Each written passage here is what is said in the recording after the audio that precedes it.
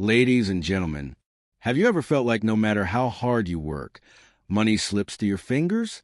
Like something invisible decides whether wealth comes your way or stays far away? What if I told you there's a secret planet orbiting your life, quietly controlling your money flow? I'm not talking about a planet in outer space. I'm talking about a planet inside you. Yes, your inner planet, the world of your mindset, the hidden orbit of your beliefs. Think about it. Two people can grow up in the same neighborhood, go to the same schools, even work at the same job. And yet, one struggles with money while the other builds wealth. Why? It's not just luck. It's not just talent. It's the planet they live on mentally. One person's inner planet is ruled by scarcity. They believe money is hard to get. So it is. They believe they don't deserve abundance. So they never receive it. Their planet is dark, filled with fear, debt, and limitation. But the other person, they orbit a different sun. Their planet is ruled by growth. They believe money is energy, flowing, moving, growing. They trust that opportunities are everywhere. So they find them. Their planet shines with possibility. Here's the truth. Money doesn't come to your hands first. It comes to your mind. And your mind is the planet that either welcomes it or rejects it. Think of money like water. If your planet is dry, cracked, and full of holes, water will leak away. But if your planet is fertile, rich, and open, water will gather, grow, and overflow. Let me ask you this. Which planet are you living on right now? Scarcity or abundance? I remember meeting a man who worked 3 jobs, exhausted, barely surviving. He told me, "Money just hates me."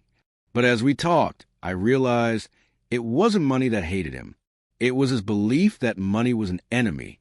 He lived on a hostile planet. So he shifted his thinking. Instead of asking, "Why is money so hard to get?" he started asking, "How can I make money flow to me?" That one change, one orbit shift, transformed his life. Within a year, he quit 2 jobs, started his own small business, and finally had freedom. The secret planet controlling your money is your inner world. If you don't change that, nothing outside will change. So tonight, I want you to imagine rebuilding your planet. Pull down the old beliefs, the ones that whisper, "You're not enough. You'll never make it. Money is evil." Destroy them and replace them with new ones. I am worthy of wealth. Money flows through me. Opportunities are everywhere. Because when you change your planet, you change your orbit. And when you change your orbit, money, success, and abundance can finally find their way to you. Here are some key points related to this. Your inner world, beliefs, and mindset is the secret planet controlling your money flow. Scarcity beliefs create financial struggle. Abundance beliefs create opportunities. Money flows where it is welcomed. Your mindset acts as a filter. Changing the questions you ask yourself can shift your financial orbit. Real change starts with destroying limiting beliefs and planting new ones. Abundance is not about chasing money. It's about building an inner world where money naturally flows. Have you ever noticed how 2 people can walk into the same room, face the same opportunities, hear the same words, but walk out with completely different lives? It's as if one was tuned into a frequency of possibility, while the other only caught the static. That's not luck. That's not coincidence. That is the secret plan of the mind at work. The planet you live on inside yourself shapes the gravity that pulls or pushes away everything you experience on the outside. And when it comes to money, that invisible planet is in control more than you realize.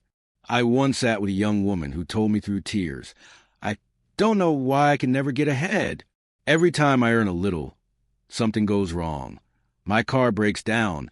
The bills pile up. Someone in the family needs help. It's like the universe doesn't want me to have money." I listened carefully, and I could hear it in every word she spoke. Her inner planet was ruled by scarcity, by fear, by an expectation that money would betray her. And so, without knowing it, she lived in ways that made sure her reality matched that belief. She said yes to jobs that underpaid her because she thought that's all she was worth. She held on to cash so tightly, terrified of losing it, that she never invested in herself, never planted any seeds for growth. She was orbiting a planet where money was always the enemy, always slipping away. and her reality faithfully mirrored that world. Now contrast that with a man I met at a workshop who told me, with a big smile, money loves me. It comes to me in ways I can't always explain. I'll be walking down the street, and suddenly an idea just drops in my mind, and when I act on it, it creates income. Or someone calls me with a deal that turns into profit. It's like I'm in a constant dance with abundance. The difference wasn't his education. He didn't finish college. It wasn't his background. He grew up in poverty. The difference was the inner planet he lived on. His planet was filled with light, possibility, and a deep belief that money was energy that wanted to flow, not hide. Because his inner orbit was open, money kept circling back to him. That's the secret. Your inner planet is the gravitational field around your life. Whatever you believe, whatever you expect, whatever you constantly replay in your mind, that is what bends the orbit of money toward you or away from you. If deep down you believe money is scarce, that belief creates fear, and fear pushes opportunities away. If you believe you don't deserve abundance, that belief closes doors before you even reach for the handle. If you secretly think money is evil, your mind will unconsciously reject it every time it tries to enter your life. Think of it this way. Imagine your inner world as a house. If that house is cluttered, locked up, full of broken furniture and blocked windows, how can money move freely inside? It can't. It gets stuck at the door, hesitates, and turns away. But if your inner house is open, clean, welcoming, and full of light, money enters easily, finds its place, and stays. The condition of your inner world determines whether money feels at home with you. I remember asking a group of people once, "What's the first word that comes to your mind when I say the word money?" Some said stress. Others said bills. A few said survival. But one person said freedom. Just one word. And yet it told me everything about their inner planet. For those who said stress, money was a burden. For those who said bills, money was already gone before it even arrived. And for the one who said freedom, money was a key to choices, to opportunity, to a better life. The same word, money, but three completely different planets. And here's the part that often shocks people. Your inner planet doesn't stay hidden. It shows itself in your daily decisions, in the tone of your voice, in the posture of your body. Have you ever noticed how someone who feels wealthy, even if they don't yet have much, carries themselves with certain calm confidence? They walk as if they belong in every room, as if they expect good things to come their way. That's their inner planet shining through. And on the other side, someone who feels broke inside, even if they have money in their bank account, walks with heaviness, speaks with fear, and constantly expects loss. That's their inner planet casting shadows. One of the most powerful moments of my life was when I realized that I had been orbiting the wrong planet for years. I used to believe, deep down, that success was for other people. I worked hard. I did all the right things, but I still struggled. Why? Because my inner planet was filled with the belief that I didn't belong in the world of wealth. I would sabotage opportunities, procrastinate when big chances came my way, or play small because I thought I wasn't ready. And money simply reflected back the atmosphere of the planet I carried within me. Then one day, I caught myself thinking, if I keep living in this orbit, I'll never escape it. That thought shook me, so I began to rebuild my planet. I started speaking to myself differently. Instead of repeating, "I can't afford this," I asked, "How can I afford this?" Instead of saying, "I don't deserve that," I whispered, "I am worthy of abundance." At first, it felt fake, almost uncomfortable, like planting seeds in hard soil. But slowly, the soil softened. Slowly, new beliefs took root. Slowly, money began to flow in ways I had never seen before. It wasn't magic. It was alignment. My inner planet had shifted, and the outer world followed. This is why I tell people, if you don't like your financial reality, stop looking only at your bank account. Look at your belief account. What are you depositing into your inner world every day? Fear or faith? Scarcity or abundance? Despair or hope? Because that inner account controls the outer one more than numbers ever will. I want you to imagine your inner planet right now. Picture it. Is it gray and stormy, filled with fear about tomorrow's bills? Or is it bright and fertile, full of belief that opportunities are already on their way? Do you see a desert where nothing grows, or a garden where money flows like rivers? That image, that feeling, that's your orbit. And until you change it, you will keep circling the same reality again and again. So many people try to change their outer circumstances without shifting their inner world. They take new jobs, chase new businesses, start side hustles, but still feel stuck. Why? Because if your inner planet hasn't changed, all the outer actions just get pulled back into the same orbit. It's like repainting the walls of a sinking ship. The outside looks different, but the inside still takes on water. Your beliefs are the atmosphere of your planet. If your atmosphere is heavy with doubt, nothing new can breathe. If your atmosphere is light with trust, everything can grow. That's why the most important work is not out there. It's in here, inside you, the planet where your money truly lives. Scarcity and abundance are like two different countries you can live in, though neither exists on any map. They live in the unseen spaces of your mind, and yet they shape every choice, every opportunity, and every result in your life. When your inner passport says scarcity, you find yourself surrounded by lack, by limitation, by fear. But when your passport says abundance, you walk into rooms where doors seem to open without effort, where chances multiply, where even setbacks become stepping stones. The difference between the two isn't in the outer world. It's in the inner beliefs that color how you see everything. I once met a man who grew up with very little. He told me, "In our house, every meal was a reminder of what we didn't have. My parents used to say, 'We're poor people, and that's just who we are.'" He carried those words like a heavy chain into adulthood. Even when he started earning good money, the chain was still there. He saved every coin with clenched fists, not out of wisdom, but out of terror that it would all vanish. And strangely, no matter how much he earned, emergencies always seemed to rise up and swallow it whole. He didn't realize it, but his scarcity beliefs were creating an orbit that attracted struggle. Scarcity whispered to him, "There will never be enough," and so not enough became the constant headline of his life. Now compare that with a woman I once coached. She too came from humble beginnings.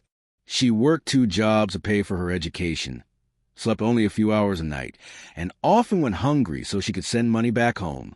But she carried a very different belief. She would tell herself, "I may not have much now, but abundance is on its way. Every dollar I earn is a seed, and every seed I plant will multiply." She lived on the planet of abundance. Because of that, she was willing to invest in books, mentors, and experiences that expanded her, while others clung tightly to every cent. Those seeds grew into opportunities, better jobs, new businesses, connections with people who opened doors she never imagined. Within a decade, she wasn't just surviving, she was thriving. Not because life handed her something special, but because she carried abundance beliefs that made her see possibilities where others only saw walls. The human mind is like a lens. Scarcity scratches that lens with fear, and suddenly the world looks dim, hostile, and limited.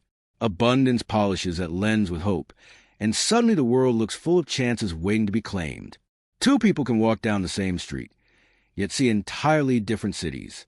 One notices only closed shops, high prices, and threats of failure. The other notices potential, opportunity, ideas, people to collaborate with. It's not the street that changes, it's the lens.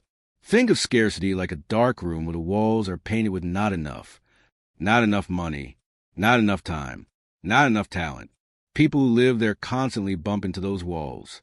They apply for a promotion but already expect rejection. They start a business but hesitate to take bold steps because they hear that whisper, "It won't work for you." They spend their days in defense mode, guarding the little they have instead of reaching for more. And just like a muscle that never stretches, their potential stays small. Abundance, on the other hand, is like stepping into a wide-open field where the horizon stretches endlessly.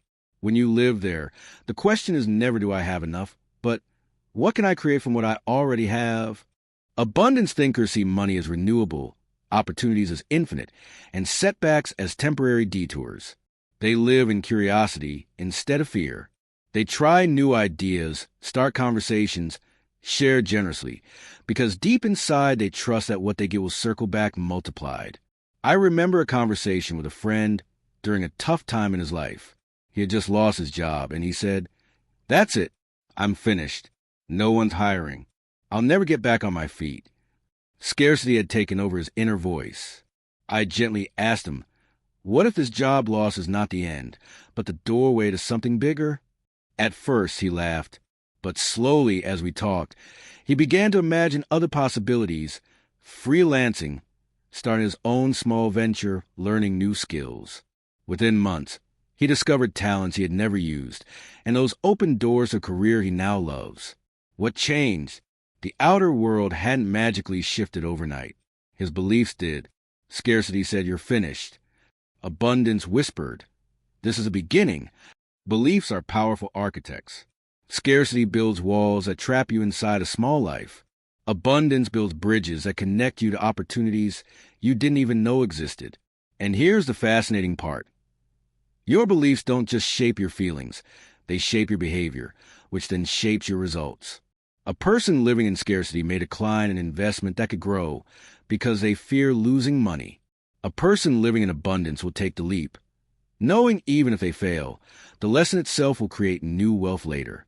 The action looks different, and so the outcome looks different, because the inner belief is different from the start.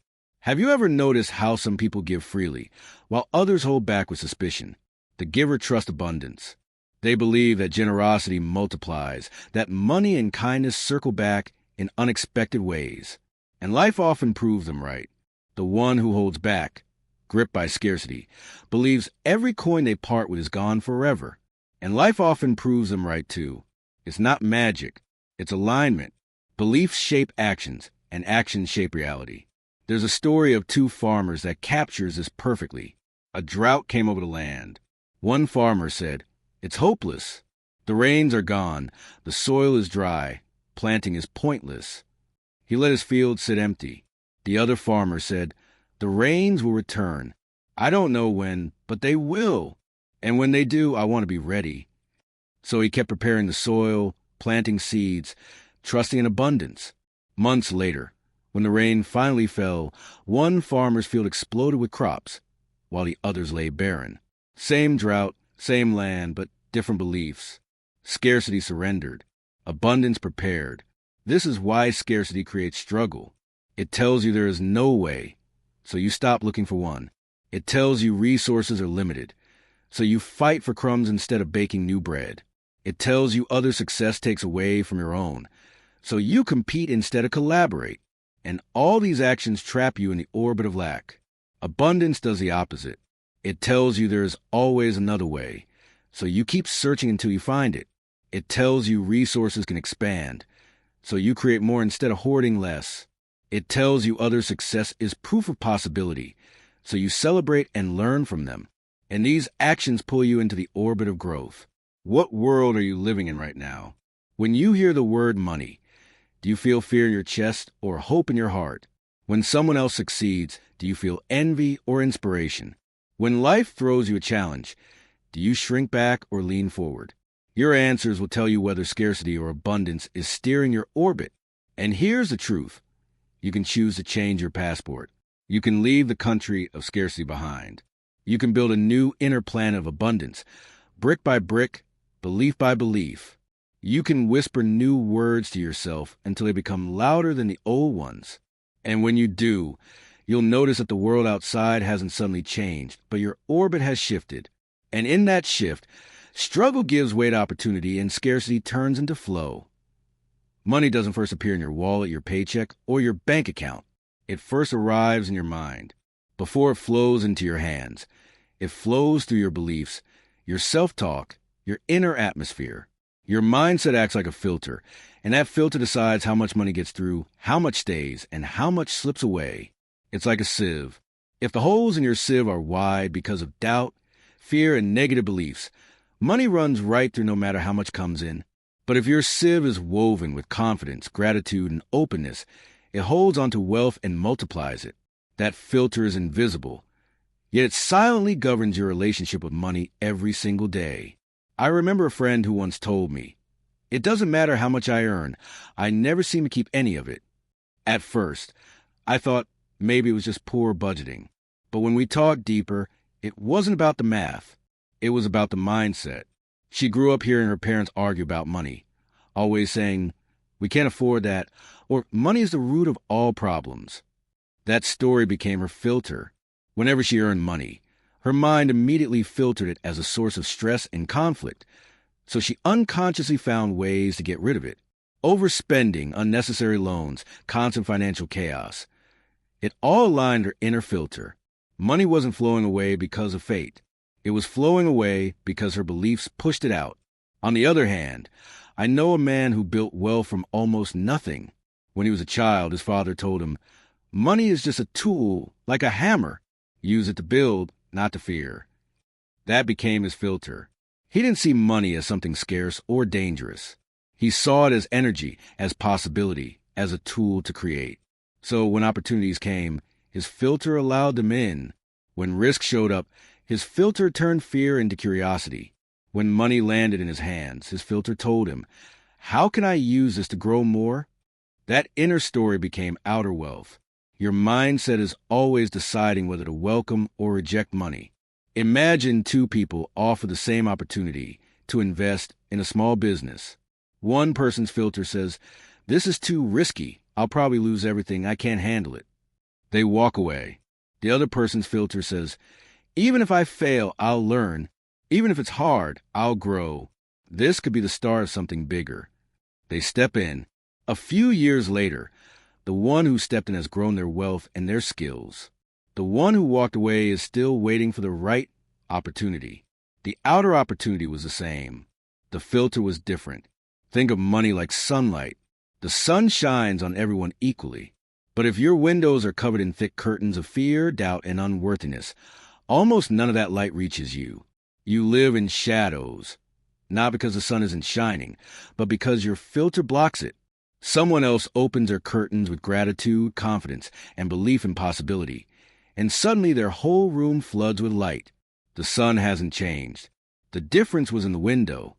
Many people don't realize how deeply their filters are shaped by old stories. Maybe you were told as a child, "We can't afford that." Maybe you heard, "Rich people are greedy." Maybe you saw your parents struggle and came to believe, "Money always brings pain." Those statements become etched into your subconscious. They become the glass of your filter.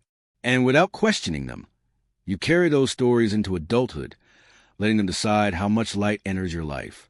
You can earn more, work harder, hustle longer. But if the filter hasn't changed, the result stays the same. Money still slips away. Opportunities still feel out of reach. Success still feels like it belongs to someone else. But imagine if you start to replace the glass. Imagine saying, "Money is not evil. It's a mirror of who I am." Imagine whispering, "I deserve abundance, not because of luck, but because of the value I bring to the world." Imagine believing, "Every dollar I spend or invest carries energy that can return multiplied." Suddenly the filter shifts. Suddenly the sunlight pours in. Suddenly money begins to flow not because the outside world changed, but because your inner filter stopped blocking it. I once worked with a small group of entrepreneurs. One man in the group made the least money out of everyone, but his energy was magnetic. He kept saying, "Opportunities find me everywhere." The others laughed at first, but soon they noticed something strange. Clients really did keep showing up for him. When they asked how, he said, "Because I believe they will." His filter was wide open. His mindset allowed him to notice things others overlooked, to take chances others ignored, to say yes where others hesitated. The filter didn't just change what he saw. It changed what he attracted. Here's the deeper truth. Money isn't loyal to effort alone. It's loyal to alignment. You can work yourself to exhaustion and still stay broke if your filter tells you money is scarce. You can take bold actions and still lose it all if your filter whispers you don't deserve wealth. But when your filter welcomes money, when your inner story says, "I am worthy, I am capable, money flows to me with ease," then every effort multiplies. Every opportunity expands. Every step builds momentum. It's easy to blame the economy, your boss, or your circumstances for the flow of money. But the more you pay attention, the clearer it becomes. Two people can live in the same city, work in the same industry, face the same economy, and yet one thrives while the other struggles. The difference isn't the weather outside. It's the filter inside. And the most beautiful part is that filters can be changed. They aren't permanent. They aren't locked in place. Every time you catch yourself thinking, I can't afford this, you can shift the filter by asking, how can I afford this? Every time you hear yourself say, money never stays with me, you can shift the filter by whispering, money loves staying with me. It might feel strange at first, like adjusting to new glasses, but slowly your vision changes. Slowly more light comes through. Slowly, money feels less like a stranger and more like a friend.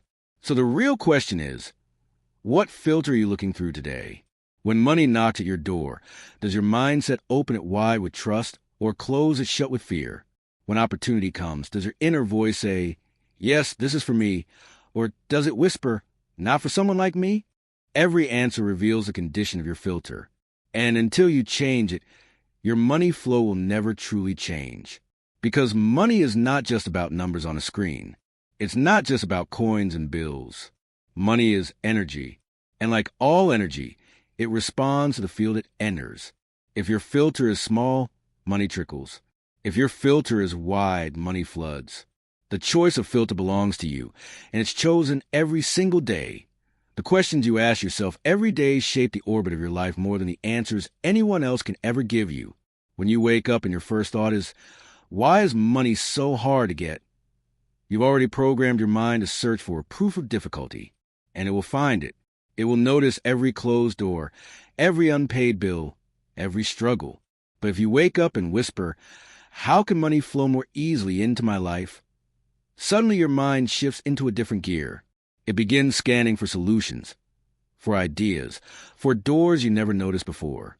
The quality of your life, especially your financial life, is determined by the quality of the questions you dare to ask. I remember a man I knew years ago who constantly said, why do these things always happen to me? Whenever he faced a setback, a late fee, a missed opportunity, an unexpected expense, that question was his mantra. And sure enough, life kept giving him more reasons to repeat it. It wasn't that the universe had singled him out. It was that his question kept pulling his focus toward pain and problems, blinding him to the possibilities hiding in plain sight. Scarcity questions build scarcity orbits. They trap you in circles of lack, because you're always asking, why not me? Why can't I? Why is it so hard? And those questions have only one kind of answer, ones that reinforce your limitations. Now contrast that with a young woman I once coached who carried a very different inner language. Whenever something went wrong, her first words weren't, why me? They were, what can I learn here? When her small business lost a client, she asked, how can I use this time to improve my service?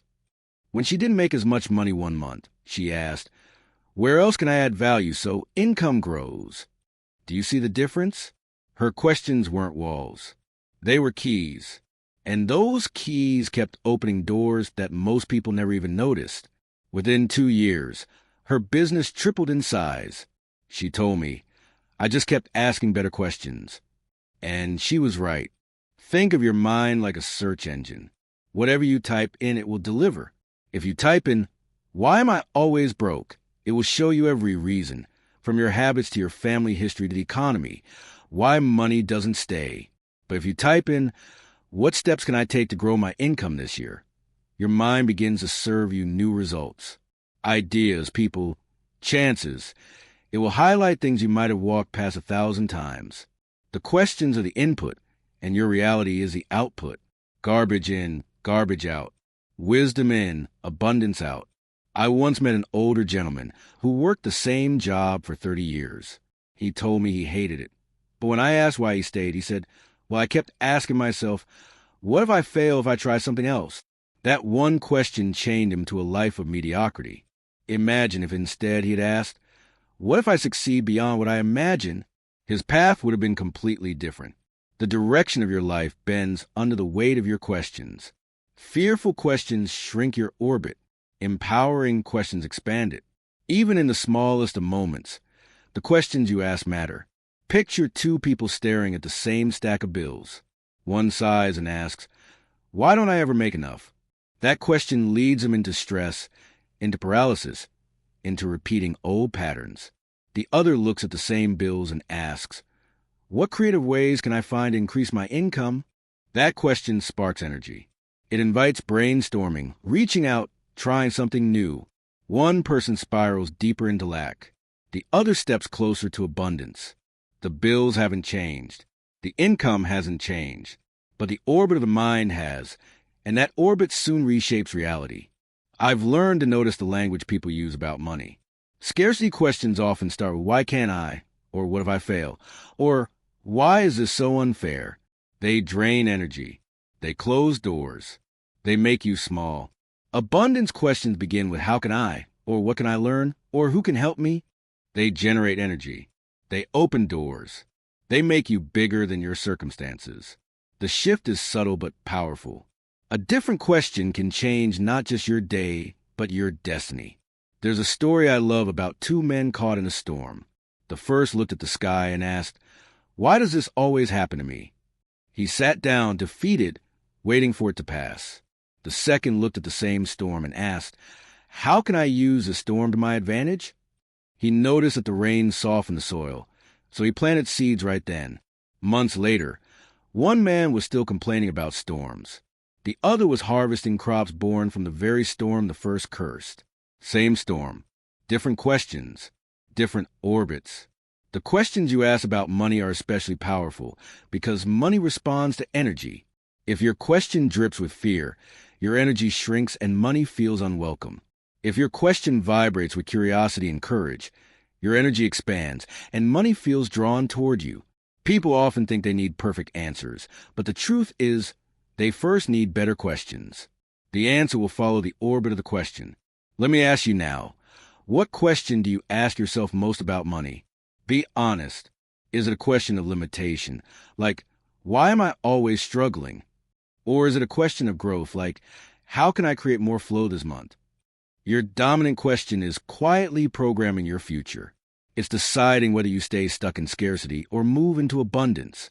I think of a man who once came to me, deeply in debt. His question was always, how do I get out of debt? It consumed him. But notice, his question kept him orbiting debt. He was still revolving around lack, even in his attempts to escape. I encourage him to ask instead, how can I build wealth?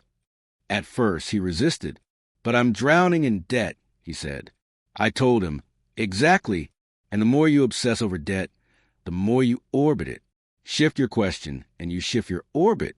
Slowly, he began asking wealth-centered questions. Within a few years, not only was he debt-free, he had savings, investments, and peace of mind. The orbit had changed because the question had changed. Questions are seeds. Plant fear, and you reap struggle. Plant possibility, and you reap opportunity.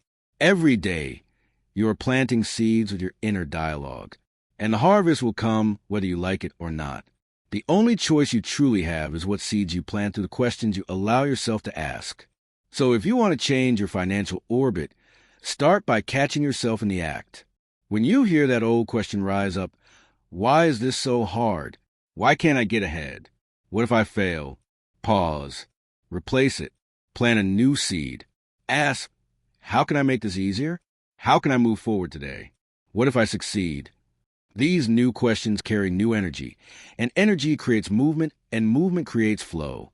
The greatest shifts don't begin with a pile of cash or a lucky break. They begin with a whispered question in the stillness of your own mind. That question is the axis of your orbit. Ask the wrong one, and you circle scarcity forever. Ask the right one, and you step into the gravity of abundance. And once you are pulled into that new orbit, money begins to flow in ways that once felt impossible. Imagine standing in a room that has been filled with boxes since your childhood. Some are old and dusty, marked with labels written by voices that were never truly yours. Voices of parents who struggled with money. Teachers who said you weren't smart enough. Neighbors who whispered about how people like us don't get rich. You've carried those boxes for years, piling them higher and higher, until they block the windows and doors. Light tries to come in, but it can't break through. That's what limiting beliefs are like. They are the walls, the clutter, the suffocating atmosphere of a planet that has forgotten how to breathe. And unless you're willing to pull them down, destroy them, and clear the space, there is no room for abundance to flow in. One of the most powerful realizations you will ever have is that your beliefs about money were not born with you. You didn't come into this world thinking money was scarce, or that wealth was evil, or that you weren't worthy of financial freedom. Those ideas were handed to you, repeated so often that they became invisible truths. Maybe you heard your father say, "Money doesn't grow on trees," every time you ask for something small. Maybe your mother sighed with exhaustion when paying bills, whispering, "There's never enough." Maybe you watched relatives argue over inheritance, or saw friends cheat each other in business, and you silently concluded that money only causes pain. These beliefs became the soil of your planet, and like any soil, they determine what could grow and what could never survive. I once spoke with a woman who had always worked hard, always had just enough to scrape by, but never more. She told me, with tears in her eyes, "I feel like money runs away from me." As we dug deeper, she revealed a childhood memory. Her mother angrily throwing down a paycheck and saying, "This is all your father's hard work is worth." That single sentence, burned into her heart as a little girl, became her lifelong mantra. Without even realizing it, she repeated it in her actions, her decisions, her opportunities. Every time she thought about asking for a raise, she backed down. Every time she had a chance to invest, she told herself it wasn't worth the risk. Every time she earned a little extra, she found a way to spend it quickly, so it vanished before she could keep it. Her planet was spinning in an orbit that could never hold abundance, because its very foundation was poisoned with the belief that hard work doesn't lead to wealth. Think about the power of a single sentence. One sentence can imprison you for decades. One belief can shape your orbit so completely that no matter how hard you run, you're still circling the same dark sun. But here's the truth. Beliefs are not facts. They feel solid because we rehearse them for years, but they are just stories. Stories can be rewritten. Imagine tearing down one of those old boxes in your room. You open it, and inside you find the label, "I don't deserve wealth." Where did that come from? Who put that in your hands? Perhaps it came from a society that praises humility to the point of self-denial. Perhaps from a moment where someone told you that you weren't smart enough or strong enough to achieve success. But is it true? Is it absolutely universally true? Of course not. It's a story that has been looping like a broken record. And because you believed it, you acted in ways that confirmed it. When you believe you didn't deserve wealth, you turn away opportunities, you rejected help, you sabotage your own progress. The belief became a self-fulfilling prophecy. Now picture taking that label, ripping it up, and replacing it with a new one. "I am worthy of abundance." At first, it may feel like a lie. Your mind will resist it. Old planets don't crumble easily. But if you repeat it, if you feed it with evidence, if you act as though it's true, the soil begins to change. Your planet begins to shift. You start noticing opportunities where you used to see dead ends. You take actions that align with worthiness, like asking for fair pay, like starting the business you've been dreaming of, like saying yes to collaborations instead of hiding in fear. Slowly, your orbit changes. There's a man I once met who grew up in extreme poverty. His family lived in a one-room house. His shoes were always torn, and his meals were never guaranteed. He carried the belief for years that poverty was his destiny, that wealth was for other people. One day, though, he read a simple line in a book. "You don't live in poverty. You live in a mindset of poverty." That one phrase cracked his planet open. He began to challenge every belief he had about money. Instead of saying, "I can't afford this," he started asking, "How can I afford this?" Instead of telling himself, "People like me never make it," he asked, "Why not me?" Within 5 years, he had built a successful business, not because of some magical external change, but because he had rebuilt the inner planet where his beliefs lived. Destroying limiting beliefs is not easy. They cling to us like old scars. Sometimes they disguise themselves as wisdom. Be careful, money changes people. Better safe than sorry. Don't dream too big, you'll only get hurt. On the surface, these may sound protective, but deep down, they're prisons. They keep you small. They keep you circling the same orbit, never daring to break free. To truly transform, you must become ruthless with your beliefs. Question them, challenge them, drag them into the light. Every time you hear yourself say, "I can't," stop and ask, "Who told me that? Is it actually true?"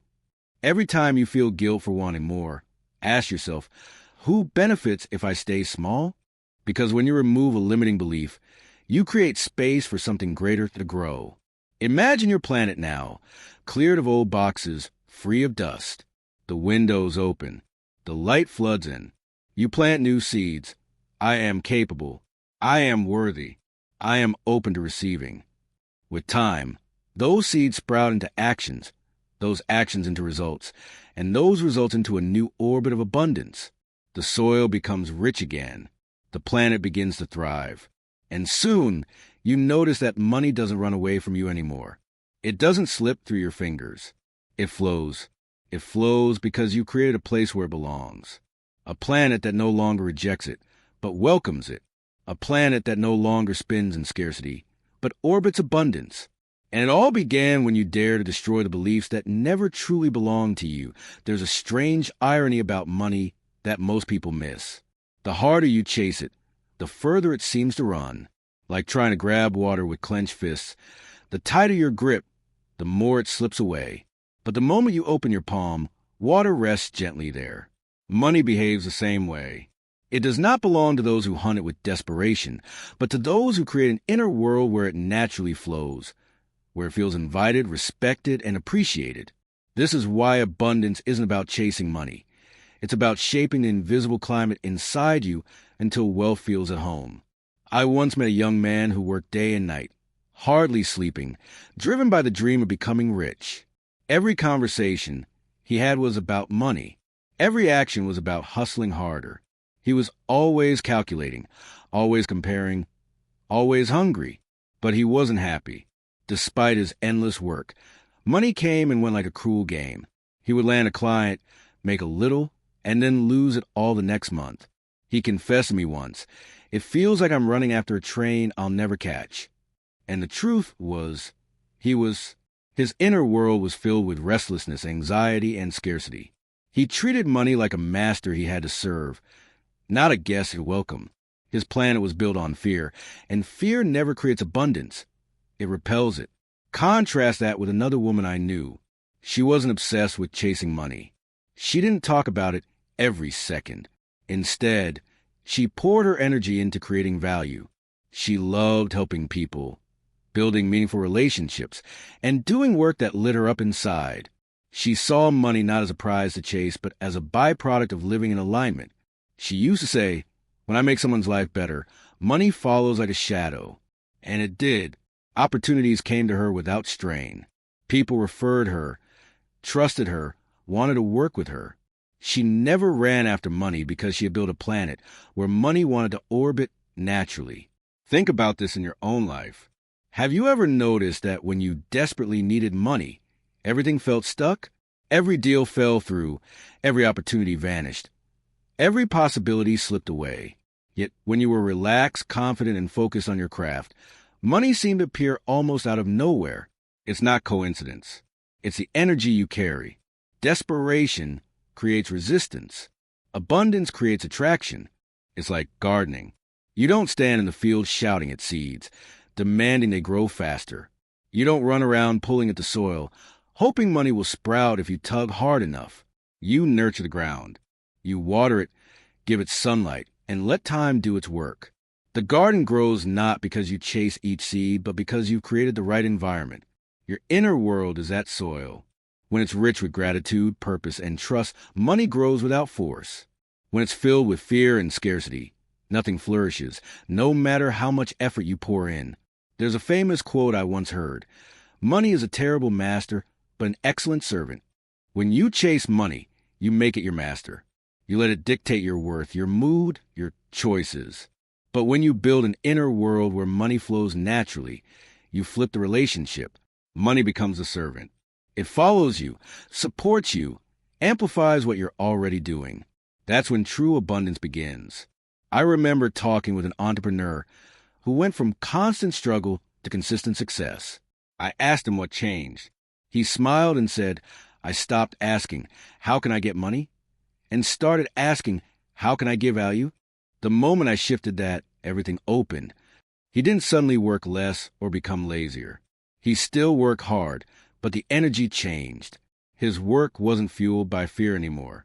It was fueled by purpose. That shift in his inner world turned him into a magnet for wealth. And this is the part that many people struggle to believe. Money is not attracted to need. It's attracted to alignment. If money truly came to those who needed it most, the poorest would be the wealthiest. But the universe doesn't work that way. Money goes where it feels valued, respected, and multiplied. If your inner world treats money with fear, resentment, or guilt, it won't stay. If you treat it with appreciation, openness, and clarity, it will flow. Imagine two friends. One constantly complains about how broke they are, how unfair life is, how money never sticks around. The other is grateful for every bit they receive, no matter how small, and uses it wisely, joyfully, without resentment. Which one do you think will attract more? The first one pushes money away with negativity. The second one pulls it closer with gratitude. That's how your inner world speaks louder than your outer effort. I knew a man who used to say every payday, "This money won't last. It always disappears." And guess what? It did. Bills, emergencies, random expenses, something always took it away. He had created a self-fulfilling prophecy. His inner planet was so aligned with loss that even when he received money, it couldn't stay. Later, he started changing his words. He began saying, "Every dollar I receive multiplies." At first, it felt silly, even fake. But slowly, his actions followed his words. He saved a little more, invested a little more, and watched as his financial world shifted. It wasn't magic. It was alignment. His planet had changed, and so did his orbit. This is why abundance isn't about chasing money, but about creating conditions inside you where money belongs. It's about shifting from scarcity to gratitude, from fear to trust, from chasing to attracting. It's about asking yourself, am I building a planet where money wants to live, or one it keeps escaping from? When you understand this, you stop running after money like it's a finish line you'll never reach. You start living in a way where money comes as a natural companion to your purpose, your value, your energy. You stop being the desperate runner and become the calm gardener. And that is when you realize that abundance has never been about how fast you chase. It's about how deeply you align. So here we are, standing at the edge of a choice. The old planet or the new one. Scarcity or abundance. Chasing or attracting. Fear or freedom. You can walk out here tonight and keep living the same orbit, spinning around the same beliefs, the same struggles, the same stories. Or you can decide right now to shift your planet. Not tomorrow, not someday, now. Because the longer you wait, the deeper the orb of scarcity pulls you back. But the moment you choose differently, the moment you rebuild your inner world, you open the gates for money, opportunity, and freedom to find you. Tell yourself this: I am worthy. I am open. I am ready. Say it again: I am worthy. I am open. I am ready. Say it until your soul believes it. Because abundance doesn't come to those who wish. It comes to those who choose. It comes to those who act. It comes to those who dare to leave the old planet behind. So tonight, plant the seed. Rip down the old walls. Build a new orbit. And remember this: money doesn't control you. Scarcity doesn't define you. Your planet, your inner world, creates your flow. The secret has never been out there in the stars. The secret has always been inside you. And here's the truth that will echo long after you leave this room. Your support means everything. If this resonated with you, please like, share, and subscribe. And remember this: change your planet, and you change your flow. Thank you for being here. See you in the next one.